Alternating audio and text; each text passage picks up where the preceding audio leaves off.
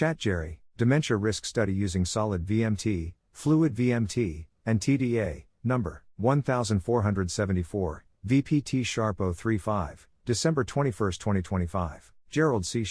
EclaireMD Foundation. Category: Dementia, Vascular Medicine, Metabolic Disease.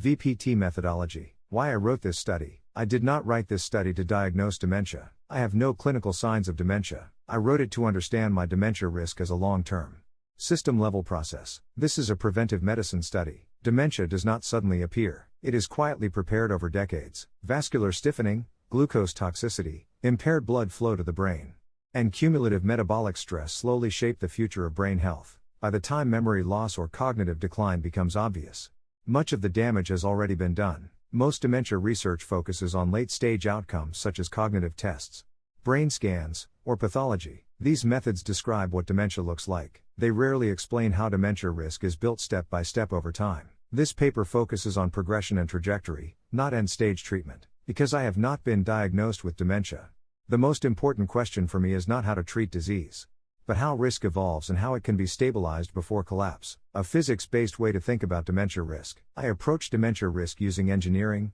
physics and mathematics concepts, rather than relying on traditional statistical methods alone, as is common in most medical research papers. From a systems perspective, dementia risk behaves like a viscoplastic process. Stress accumulates slowly. Damage is largely irreversible. Early damage dominates later outcomes. Recovery is limited and asymmetric. These properties make dementia risk well suited for Viscoplastic Medicine Theory, or VMT model. In this study, I expand VMT further by adding geometric topology data analysis, TDA. This combined framework is called Viscoplastopology, or VPT. It allows me to study dementia risk from three complementary angles: fluid VMT to study timing and progression, solid VMT to study cumulative contribution, topological data analysis, TDA, to study geometric stability. How the study was done. This is a single subject, myself, longitudinal study, spanning 16 years from 2010 to 2025, based on my personally collected health data. Each year includes consistently measured metabolic,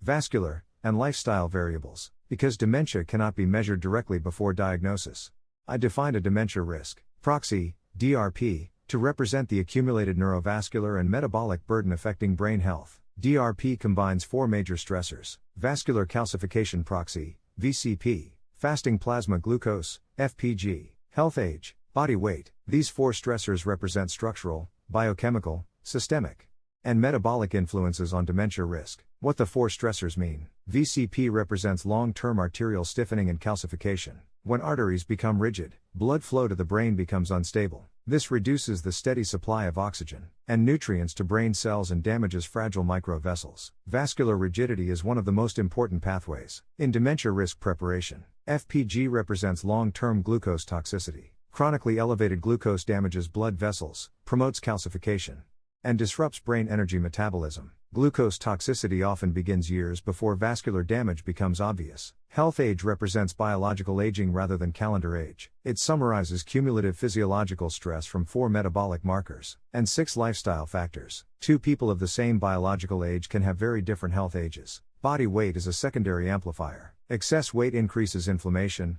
insulin resistance, and vascular load. These obesity-induced changes promote type 2 diabetes, which is a major contributor to stroke, dementia, and cancer. What fluid VMT reveals. Fluid VMT focuses on how dementia risk evolves over time. My DRP decreased from about 143 in 2010 to about 86 in 2025.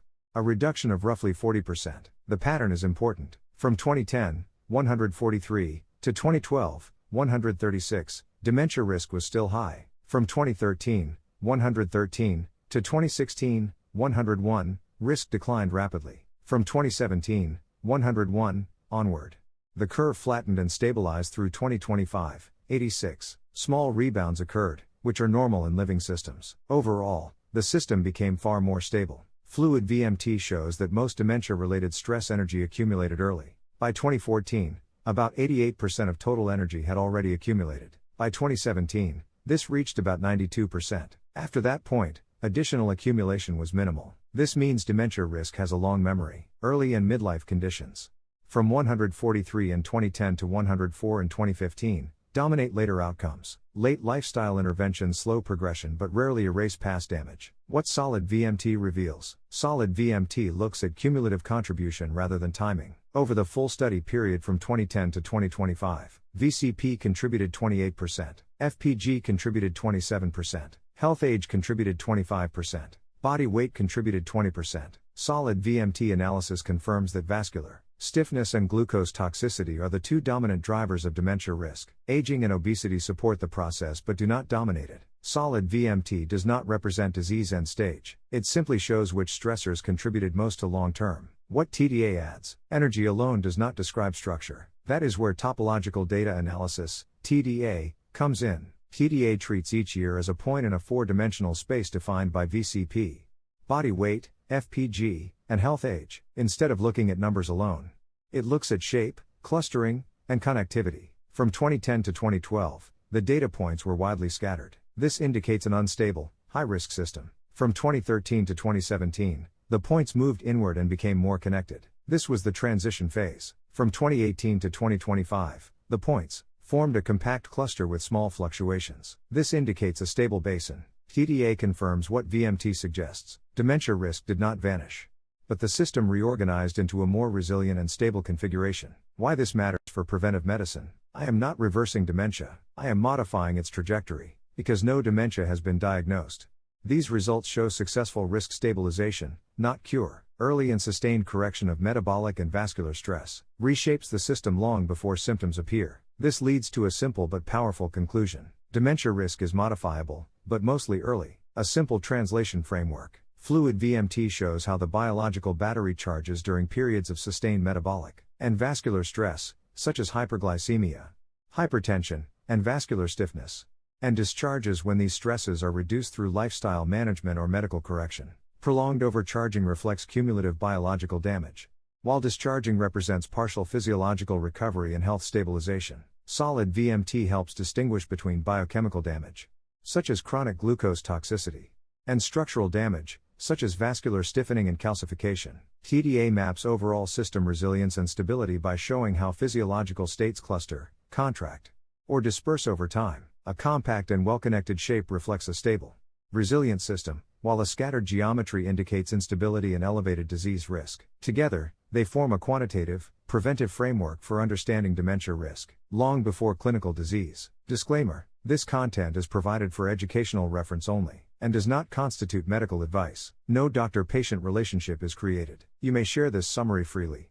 but it must not be altered, edited, or republished as your own. All intellectual property rights and copyrights for this article and related materials belong to the author, Gerald C.